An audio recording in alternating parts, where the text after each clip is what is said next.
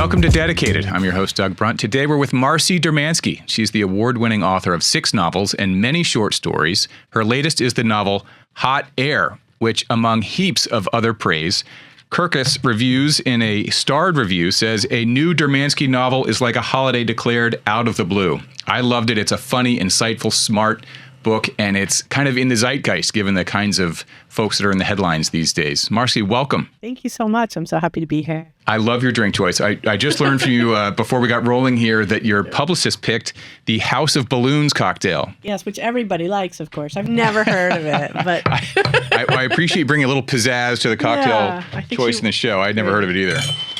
But it's a vodka-based drink with Aperol. So that sounds fun. And of course, there's this hot air balloon, which is a featured part of your novel. Yeah, it ties in. Yeah. All right. So it's vodka, Aperol, which is kind of so you haven't practiced this before right now. I didn't practice it. That's fine. So we're gonna just let it. It's got grapefruit juice too, which is like the teenage drink is grapefruit juice and vodka to get drunk. That's right. Yeah, we'll be like our revert to our teenage selves here. No, hopefully not. I'll go light on the grapefruit, so we're not too teenagey. And some simple. And then lemon goes in there. Lemon is so I did not practice this, but I did. I had to look it up, obviously. What goes in this thing? The House of Balloons. We can blame Elka, but she's great. She is great. She and I have been in touch on a number of guests. It's actually great for me in this show to get to know a number of the publicists out there. And they get you great books. Get great books and great guests like you to come through. Thanks. And you're coming in from New Jersey, you said? Yeah, I'm in Montclair, which is very close. Yeah, I did, as you know, I did a little reading up on you, and you were born in Englewood? I was. I was there isn't that sort of right across the GW? Exactly, that's where it is. When I grew up, my mother would always say, we're right outside New York. She never wanted anybody to know that we were from New Jersey. It was like a secret, yeah. The Jersey, was that before or after Jersey Shore? Jersey Shore made it even worse for you, I guess. But it's cool now, you know what I mean? Everything has changed. It's in? Yeah, there's cafes, there's bookstores, there's When I went over there years ago, maybe I'm wrong, I might be confusing it, but I thought Eddie Murphy lived there. He did live in Englewood, Englewood, right? And then he sold that house to another celebrity. I can't even remember who. It's like the celebrity millionaire's house in Englewood that keeps on flipping. There's this one house. Yeah, That's I know funny. just where it is. I drive by it sometimes. Did he ever spend time there? I don't think so. Yeah. He's got a bunch of houses. What do your parents do or did? My father is not alive, but he invented the shrink wrap machine. So no way. Yeah. He's one of those stories. He didn't get a patent, or we'd be from a wealthy family. So he was in plastics, just like The Graduate. That movie with Dustin Hoffman. Invented the shrink wrap machine. Yeah. For like little shrink wrapping things, big or like machines, could like be a packaging. boat. Like he was in packaging. Packaging Sales and Development was the name of his company. So I couldn't make that up. Oh, good. And your mom? My mom was, she was a writer. She was a stay-at-home mom. She was an activist. She kind of did a lot of stuff. Cool. Yeah. All right. The drink is complete. That was involved. Okay. Topped with a little club soda. Pretty. Oh, yeah. The House of Balloons. All right. Thanks. Cheers. Cheers. Nice to meet you. Nice to meet you, too. So one of the things I read before you got here was this essay you wrote about 13 years ago. Oh, which this is my most personal essay of all essays. Is that the one that you read? I guess so. Oh, no. It can't be that personal if you published it. It's true. Was it the one about leaving New York? Yes. It was sort of I think you called it a love letter almost to New York. Yeah. And in it, you said that when you were in 8th grade, you used to your mom would drop you off down in Washington Square Park and, the street performers and the smell of pot. And you'd sort of wander around Manhattan in that way. Sure. Go to Canal Jeans, which is no longer there. And I went to the Strand Bookstore, which I went to today. Yeah. So, I always grew up on the periphery of New York. And I've lived many places in my life. And now I'm back in New Jersey, which is something I never thought I would do. Yeah. Yeah. I've lived in Astoria for 13 years for a while in Queens. But you went to Haverford, so you grew up in New Jersey, time in Manhattan, then Haverford College. Haverford College, and then I went to San Francisco, of course. Okay, great. Yeah. I actually grew up right near Haverford College. I went to Haverford School, which sort of was, shared a border there. It's a beautiful campus. It's pretty. There's a duck pond. You must have seen the duck pond. Yeah, I think beautiful fields. I think there's a cricket team there or something like that. Not that I know of, but I bet you there was. It seems like it almost feels like one of the Oxford colleges, has that kind of look and feel. But it doesn't have a football team. It's like a tiny, tiny school. So tiny sports academic was school. not what it was about. Yeah. It barely had a creative writing department. Did class. I took my first creative writing class my senior year. Okay. So that was good. I figured it out right before I got out of college, that writing was what I was good at. And you went back and got a master's in creative writing. In Hattiesburg, Mississippi. So what did you've obviously been a working writer for a long time. What did you learn getting a master's that was helpful over the years? My teachers there was Frederick Bartholomew and Mary Robeson, and they're not so known now, but back when they were like the stars of like the New Yorker magazine, and they were known for minimalism, and they were a little bit nuts, and they were best friends, and they would co-teach, and Rick Bartholomew was in the middle of a gambling addiction, which I didn't know until after I graduated, but he used to come back from the casinos and throw chairs at us, and they were really good writers, and so Mary taught me how to edit my stories. I learned more like having coffee with Mary at the IHOP than what I learned in class. But when one-on-one with her, she was amazing. Would she give you tips on? She would give me tips. She would just take a short story. I had a short story. It was called Drop It, where a dog dies. And that's the last paragraph of the story, which you should never do because people don't like you if you kill pets. But this was a long time ago. But she literally like lopped off the last paragraph. So the story ended with the dog running into the street, and it was just so much better. And I think I've just learned from that. I love open endings. Like I love to not 100% tell anybody what's going to happen. They have to figure it out. Yeah. And so that was from school, I think. You know, I never got a master's in writing, but I did read On Writing by Stephen King. It's a great book. I just got it for my son who's getting into writing, and it has so many practical little tips in that book from him.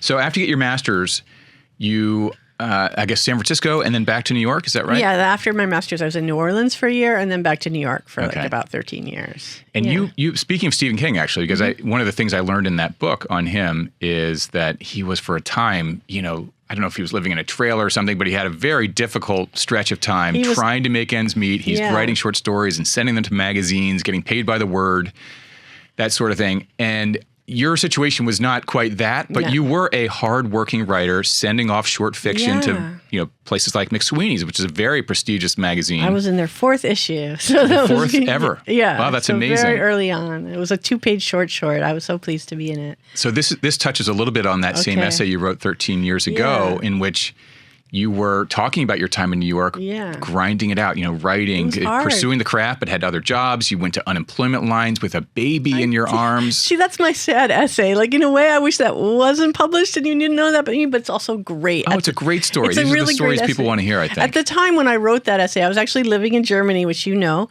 and I knew that Cheryl Strayed was going to be in the book. And Cheryl Strayed, wild, I kind of had like a writer crush on Cheryl Strayed. I'm like, I got asked to be in this anthology and Cheryl Strayed is in it. And what is it? They say open a vein. I'm just going to lay myself out there so that I can be in this book. And this book is still a bestseller, like as always, because I think people are obsessed with Joan Didion. The book is called, just so the audience knows, it's what's the title again? It's about authors who have left New York. Leaving New York. And I don't have it either, but it's a really famous quote that's taken from Joan Didion.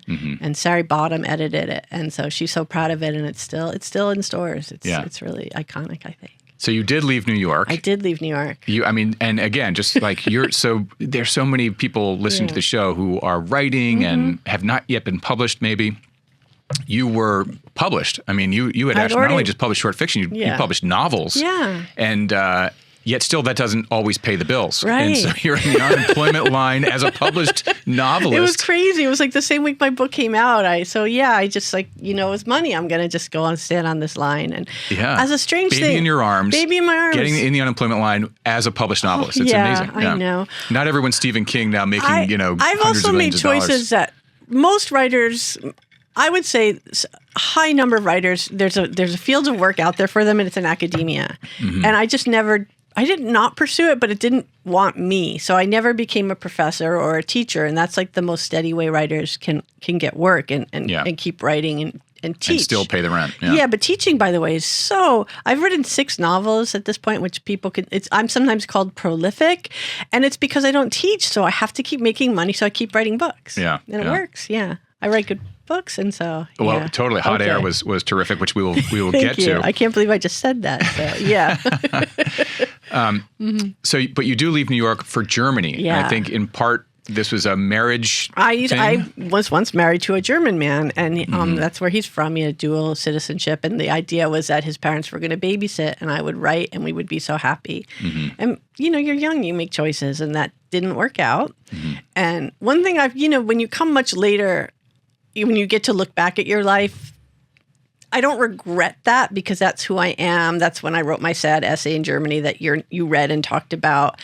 And then How many years were you in Germany? I was only in Germany for 2 years. Okay. Yeah, I didn't live in Berlin, which is very, very cool. I lived in Wiesbaden, which is more of a real town. There's an army base. It's where Elvis used to be. And there's some beautiful buildings because it didn't get bombed. And there's some gorgeous swimming pools, like really nice swimming pools. But people weren't fluent in English there, and it wasn't where I belonged. Were you getting any work done? No, that was the thing. I wasn't getting any work done. I actually wrote a novel about a young woman who went up on a spaceship as like a hostage, and it didn't go anywhere. It was like a metaphor for Germany? It was 100% a metaphor, which I didn't even know at the time. But that's the only book. It was more of a novella that I wrote that my agent sent out that didn't get published. Everything since then, I write it and I try to sell it. So I had my failure of a writing period out there too. You have one child by this marriage? Yeah. Did that's happen in Germany, or where was the baby born? She was born in NYU Hospital, and she lives in Montclair with me, and she travels to Germany every summer and has a great relationship with her dad. So dad's in Germany. You came back here. Came back, yeah. When you came back, did you see New York through a different lens? Oh, absolutely. Yeah. I was like, America. I'm back. Where's my pizza? Yeah. I was really happy to come home, and it does change things. Yeah. So, yeah. When you came back, did you go to the city or back to New Jersey? I ended up going back to New Jersey. I was city adjacent again because it was sort of safe. Getting divorced is hard. I didn't expect this conversation to be this. It's all good, but it was hard, and so I wanted to be close to my family, and so I was back to New Jersey. But the passion for writing never left. No. You were here, you were there, you were back here, writing the whole way through. Yeah, and then by the time you got back here, how many novels had you published? I'd published 2, and then I went to Germany, and basically I came back, and my daughter hit 3, and she went to pre-K, and then I just wrote a book really fast, and that's called The Red Car, and that's my 3rd novel. And then I had money. Like that was how I made money, was my 3rd novel. And then I'm like, Mom, Dad, I used to live in your house for a very brief period of time. I'm getting my own apartment. Bye-bye. And so that book kind of just took me back to what my life was supposed to be. I had a little interlude. Well, this is also great because we'll get to Hot Air in a bit, because I want to talk about process first, but so much of this is in Hot Air. There's a character who seems to have elements of you. There's a single parenting and 100%. single parent dating and all that sort of stuff is in your book and told with great authority. Thank you.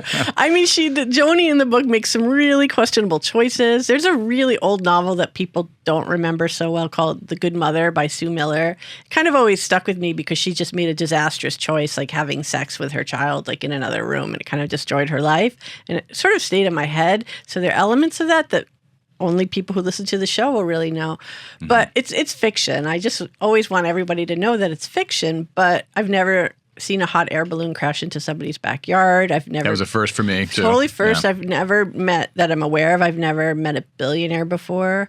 The woman meets a billionaire in the book, and it's a true fact that in the novel, she says that, oh my goodness, this is my first kiss from camp.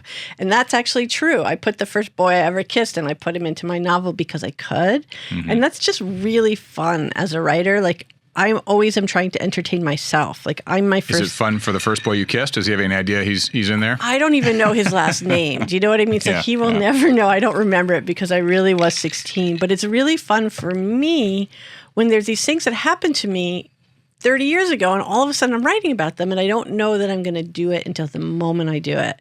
And I find writing is really fun because I'm just always pleasing myself. Like, I can sometimes, I know I'm smiling as I'm typing. I must look a little strange. And so, Does it ever come back to you in a good way or bad way from someone who either is in your book and you know it, or thinks they're in your book and they actually weren't?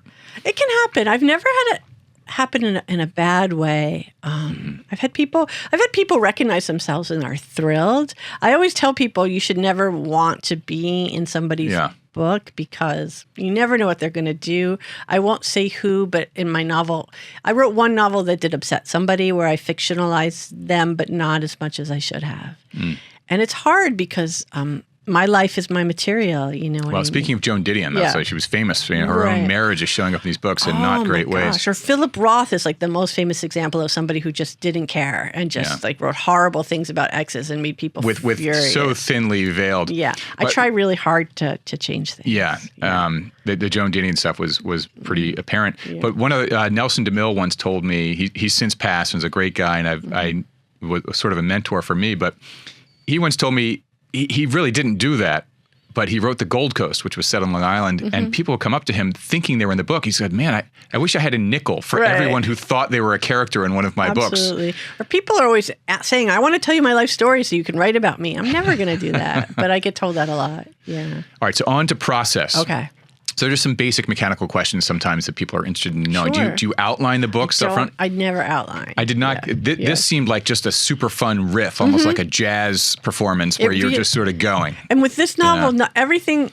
I definitely revised, and Vivian is a character in this novel who really doesn't get her own voice until the second or third draft. But basically, it all just came out the way it was supposed to come out. I didn't rewrite. I didn't change things. It was just like a riff. It just was what. So even in the editing phase, I wrote the first draft in 3 months, and so. And then who saw it? My agent saw it, and then... Is that your first reader? Is your agent? I have a friend who's a first reader. Her name is Shelley Salamensky, and Shelley just loves everything I do. So she's not, like, helpful, but but it just makes me feel really good. Like, Shelley reads it, she loves it, and then I feel safe to send it to my agent, who will love it, but will say, but why don't we do this? You know? Is there any spectrum of response? Like, I loved it a lot, I loved it a whole lot? There is. There's definitely a spectrum. So you can tell with my a little agent. bit, maybe. Yeah. This novel, actually, the first chapter used to be called First Date, and I wrote it just as a goof. It was from a writing prompt. That's a writing process. Somebody sent me a writing prompt about a hot air balloon falling or interrupting a first date, no swimming pool. But I wrote it as a short story, and I sent it to my agent, and he sent it to the New Yorker. It did not get into the New Yorker. And he said, you should turn this into a novel. And I said, no, I don't want to. This is just a little silly thing. And a year later, I hadn't really found my groove on anything else. So I'm like, well, my agent's really smart. And then I wrote it in 3 months. So I guess you could say it's a year and 3 months that it took for me to write it. Quick question, sort of calling back to McSweeney's and the New Yorker. Like, what kind of money can you make if you publish short fiction in one of these magazines, just as a general range? Sure. For McSweeney's, I think you're supposed to get 2 contributors' copies, which they never sent to me, so I had to go to a store to buy it. And I mean, I think with the New Yorker, you probably get a couple thousand, but I think nobody gets published in the New Yorker. Yeah, it's hard. I mean, these are very really prestigious hard. Play McSweeney's too. It's very hard. I mean, I think Tin House is another. It's, you know, they used to pay $500, but Tin House is out of business now. Are they gone now? Oh my gosh! Yeah, so sad. So many. There's so few literary journals left. It's just hard. So it's not big money. Is it by the word or just a? Usually, it'd be like $30. I remember having $30 for one short story that I made. You know, $30 for the whole piece for a whole short story. Yeah. Oh my gosh. Usually you just get contributors' copies. That doesn't pay for the ink. No, or the time. The time is just crazy. So no. All right, do you write by hand or do you type? Always typing, always in the computer. I can't read my own handwriting, so if I handwrote it, it would be bad. And not just for Hot Air, your most recent, but for any book, do you edit as you go? You edit it, go sprint to the finish, come back and edit at the end? That's a great question. I always edit as I go. And that, I think because I don't outline, what happens is I kind of have an idea and I'm on page 50 and I think, oh, the connection between these characters is like this. And so then I go back. And it's always hard to start writing for me. So if I open my computer and I sit down at my file, I look at it and I'm like, oh, I don't want to write right now. So the easiest thing to do is to just go back to the last chapter and read it and fix it and tinker it. And then you kind of ease your way in. So by the time I get to the end of a first draft, I've probably written like 10 drafts, I would think. Yeah. How about for the characters as you imagine them while you're writing? Do you have a visual image? You know, is your billionaire, are you picturing Jeff Bezos, or for any of your characters, are you picturing a physical face? Sometimes, not all the times. I mean, I think he wasn't like Jeff Bezos. I think he was like an older version of the boy that I kissed. And there's a goofball character in this novel named Johnny. Like he, by the way, could or could not recognize himself. But I met a guy and we were going to have a date and we never had it. We never had that date. We just kept on canceling on each other. And it's him. Like, this is in my mind. That's what he looks like. And we are Facebook friends. So, you know. Oh, that's so fun. Yeah. Well, now he may be able to sleuth this one out. He could, you know. How many friends do you have on Facebook? I have like about 3,000 friends. He could sleuth it out, you know. Yeah, he knows I'm a writer. Anyhow, but I never had a date with him. So all of it fiction. But, Yeah. he told me about his ex-wife who lived across the street, and that stuck in my head. And in the novel, this man has an ex-wife who lives across the street. Well, you have just made his sleuthing much easier. Yeah. I'm much too transparent. I have my 15-year-old daughter has no interest in my work whatsoever, and I think that's great. It makes my life so much easier. But the daughter in this book wears cat ears, and my daughter used to. What, has your daughter read Hot Air? She won't read anything. She'll never. No. She won't. I think eventually she will. Exactly. Years down the road, eventually she will. So I have to be aware of that. Like, I am aware of that. I don't think she can be mad at me for giving this girl cat ears. But for putting in details that are real, it makes the book more real. So sometimes it's hard to make things too much not true to life, because then it just doesn't resonate. So it's a balance. Yeah. So you've done short fiction for many years. You've done 6 novels. Have you had a number of different editors over the years? You've been at different publishers? I've been with a few different publishers. I'm in a great run right now. We're not jinxing it. I've been working with Jenny Jackson, who she wrote her own novel that came out. She was on this show. Was she Pineapple Express? So she wrote. And so was Emily St. John Mandel. Oh my gosh! So was Chris Bojelian. Oh my gosh! Yeah, the Jenny Jackson universe is massive. I love. So the audience knows Jenny Jackson is a high-powered editor. She's terrific. She edits a number of great novelists, including Marcy and Emily St. John Mandel and Chris Bojelian, all people who. I love Emily St. John Mandel. I wanted her to be my editor, and sometimes editors are interesting. With my novel called The Red Car, she just wrote my agent just a little note. It's just saying, "Oh, I love this book. Can you just let Marcy know?" And that was it. And then when my next novel was about to be sent out, I remembered that because I remember praise. I love praise, and I mean, my agent probably would have done it anyway. But I'm like, let's send this to Jenny Jackson, and I knew she was Emily St. John Mandel's editor, and Emily St. John Mandel had written 4 novels that were all a little bit underground and a little bit not well known, and then she wrote Station 11, which is a gorgeous. So you got to Jenny before Station 11? No, just Station 11 had come out, but I wanted Jenny to do for my career what she did for Emily's career, which is Station 11. I do believe it's a masterpiece. Yeah. Anyhow, she's great, Jenny Jackson, and I have worked with her. This is my 3rd novel that we've done together. Well, tell Jenny I said hello. I haven't seen her since Pineapple Street came out, so nice which is a great novel, and really she's awesome, super fun. Yeah. How about last question on process? Okay. What kind of approaches, if they differ at all, between short fiction and the novel for you?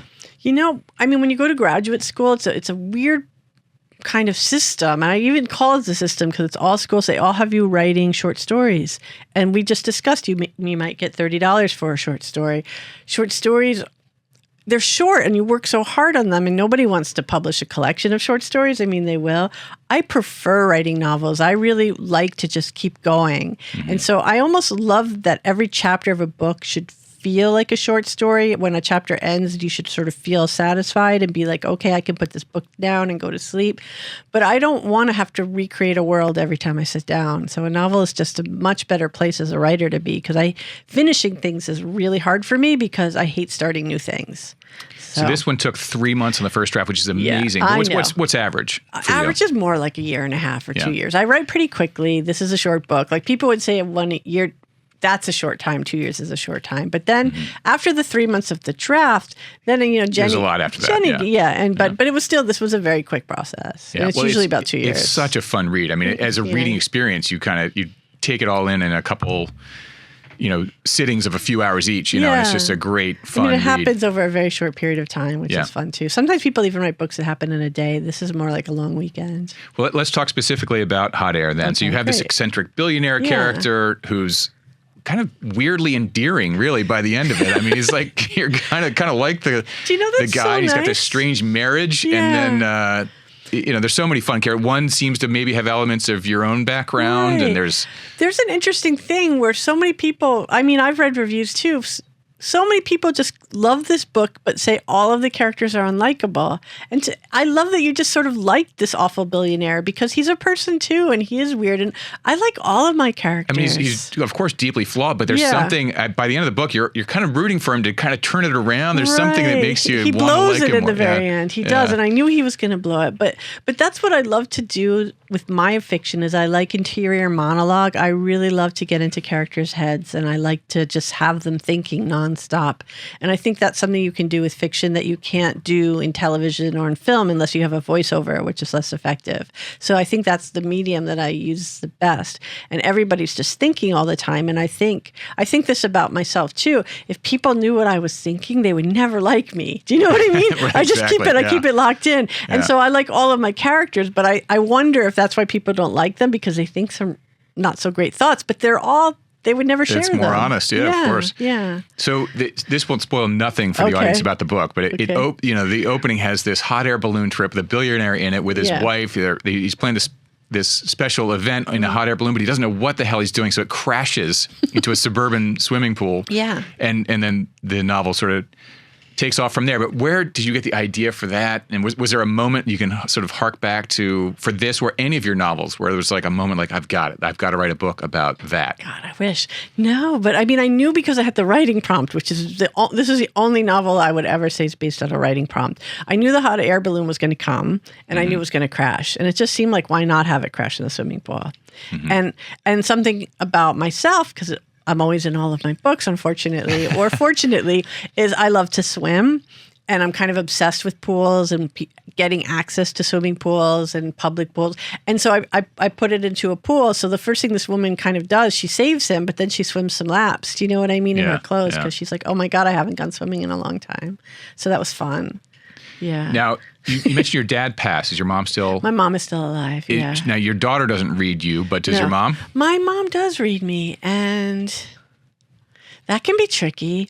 With this novel... Does she finish this novel? Like, it sounds like maybe single dating is not going great. You know, well, my mom won't listen to this program. She's not 100% with it right now. Okay. Sad. And the only thing she said is, oh, I love Joni. She's such a great character. And that's the only thing she said about the book. I know she read it, and that was really nice. But there's an interesting small little thing that happens in this novel where these characters decide to swing. And I was talking to people who, my local bookstore is called Watchung Booksellers, and I was talking to them, and I was going to do an event. And they were like, swinging, huh? And they were like, oh, there's this town in West Orange where people swing. And I was like, well, I was writing about my parents. And so like, I wonder if my mom caught that or not. She did not tell me, but my parents' generation, it was like the ice storm, and that stuff was happening when I was growing up, and I was not unaware of it. That's so funny you say that, because I did want to ask you about that in the book, and especially given the amount of real life experience that you put into your books, because the other day, somebody in our neighborhood, not in our neighborhood, but in our town, which is actually kind of a big town, but they're like, yeah, there's a pocket of people who here swing. I'm like, you got to be kidding me. I know, right? People are swinging? I thought that was like, I hear it's happening stuff again. So it was interesting to me that the booksellers might have, you could think anything about me from reading my books. They thought that was a possibility for me. And I'm like, okay, great. I mean, it's much more interesting that would be me, but it was my parents. Oh, that's so funny. Yeah. All right. So what is next for Marcy? Are you, in terms of like any book to film stuff or next books? I mean, I always, I just went to an event with Curtis Sittenfeld, who's a tremendously great writer, and she talked about how nothing she's ever written has made it to film yet. My novel, Very Nice, is optioned, and it's with some terrific people right now. And I just hope it will happen. And, well, the hot air balloon coming into a swimming pool is cinematic. I'm really hoping this. I have a great film agent, and this book is being sent out, and I'm already working on my next book. I'm working on a sequel to a much earlier novel, which makes no sense because Bad Marie is not really remembered by that many people, but it's Roxane Gay and Emma Straub's favorite book. So anyhow, I'm working on a sequel to that because I just came up with an idea of it. And so right now I'm promoting my book, but we always want to get back. I love doing this, and then I'm going to be happy to get back to the writing. So harkening back then to process, is there a cafe that you go to in Montclair, or do you work at home, or how do you, where are you working on all this? My process keeps on changing. Like, I wish it was the same. I used to write in cafes all the time, and cafes have just gotten more crowded or louder, the music, so I don't write in cafes. I wrote most of Hot Air in a friend's house who had a beautiful house, and we all took a different room, and then we met for lunch. And she had a swimming pool in the backyard that I never swam in, but I could look out at my window. And then I always thought, I'm going to go swimming in this pool. It's going to become summer. And then summer came around, and her kid had to go to day camp, and she ended the writing group, and I never swam in that pool. pool. And right now it's so boring, but I have my own house and I have an office and I'm writing at home, which I've never done. It's the first, I mean, I didn't get my own home until really recently, but it's so great to have my own office. Yeah. I've got cats and they work with Although me. it's important to keep that separation somehow. I mean, to start and end the workday, you almost need to leave the house and come back or do something. Change the lighting. I've heard about writers who like get really dressed up if they work from home. You know, they'll put on like a suit, like male writers. And sometimes I still work in a cafe. And I can't believe that I'm on my 6th novel and I don't have a process nailed down. It's true. It's probably good that it's evolving. Yeah, I think it's always evolving. It'll keep the writing dynamic. Yeah, I think you're right. By the way, I'm really enjoying the House of Balloons cocktail, just so the audience knows. I went light on the grapefruit. I think lighter than the recipe maybe, which is good. So it's not too sweet. It's a good drink. Yeah, I taste the Aperol. Yeah. So I guess we have you and Elka to thank for all this. Definitely. Your publicist. Yeah, I don't know if we'll make it again. Maybe. All right, so on to the lightning round for Marcy. Okay. Your favorite book as a kid? Anne of Green Gables. Oh, that's great. Yeah, it's a good one. Or Little Princess.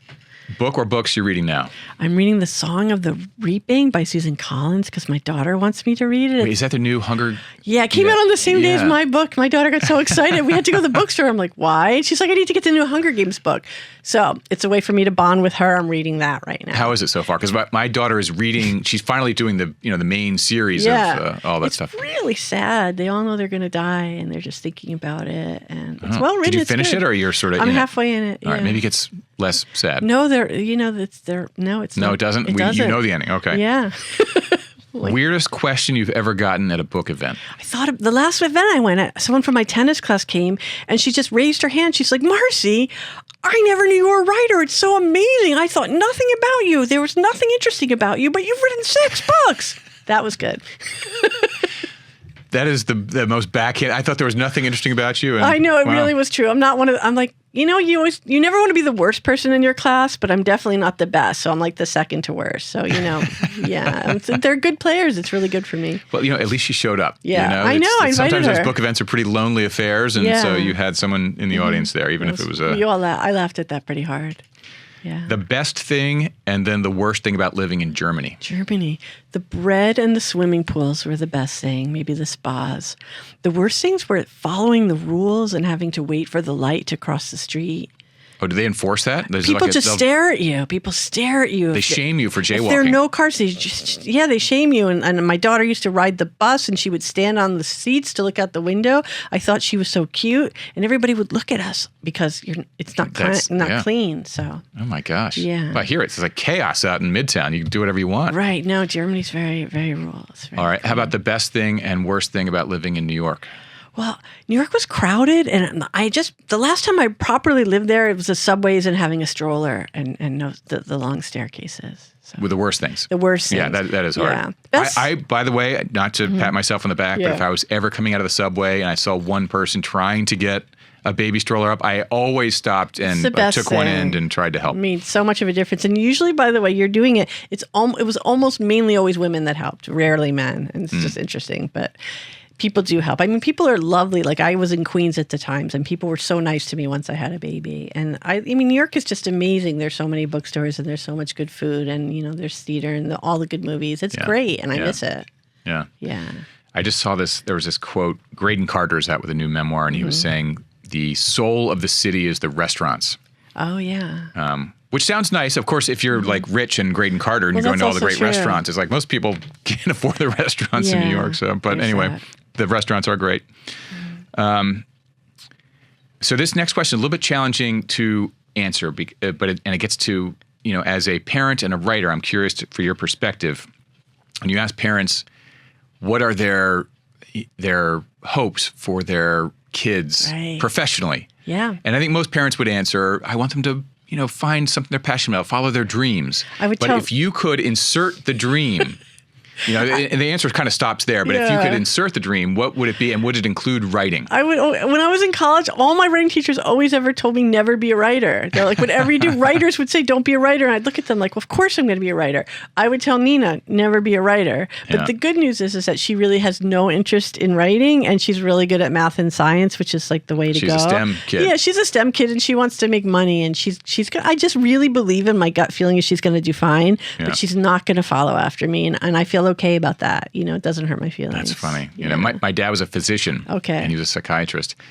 But if he were alive still, he'd be 100 next year. Wow. So he started, most of his practice was in the 50s, 60s, 70s, 80s, stuff like that. And the practice of medicine was changing a lot. And I remember when I was in college, I got to college in the late 80s, and he said, don't be a doctor. Really? Yeah, he said, just don't do it. Don't follow me at all in this. That's so shocking. The profession is changing so much. Yeah. Everyone's getting sued, and he's just said, you know, it's not.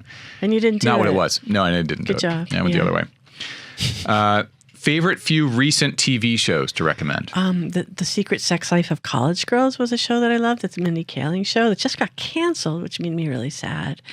And I loved her other show, Never Have I Ever. She's just so great. I haven't watched either one of those. Oh, they're so good. Wait, is this a Netflix thing? Where can I get it? I think they're on Max. No, one's on one. The College Girls is on Max, and the other show's on Netflix. And I love Somebody Somewhere Else, which I think is on Max, which is a Bridget Everett show about a woman in Kansas who's really different and weird. And so I just watched Disclaimer on Apple TV with Kate Blanchett.